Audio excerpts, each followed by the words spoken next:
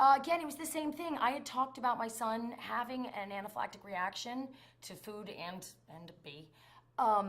Every time I say it, it just sounds like we live in a lawless home where there's nothing but bees and peanut butter everywhere.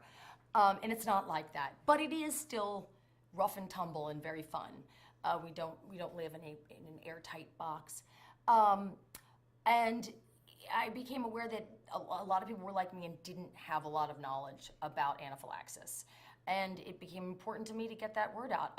Sadly, people have died from anaphylaxis many times. And God willing, will never be my children or anybody who goes to the site and learns the signs and symptoms and how to get prepared.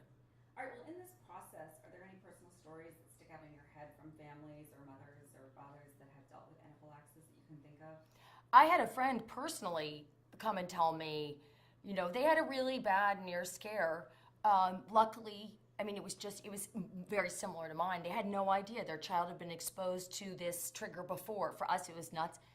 My son had had peanut butter before. And a lot of people think, oh, well, then they're fine.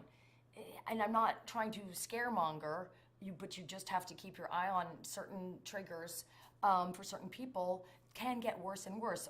One of our other sons definitely is showing a certain sensitivity, and over time, I'm going to watch that. I'm not pushing nuts in his direction, and I'm definitely keeping an eye on him. But my friend didn't know what was going on. Luckily, we live in a big urban center, and she went right to the doctors.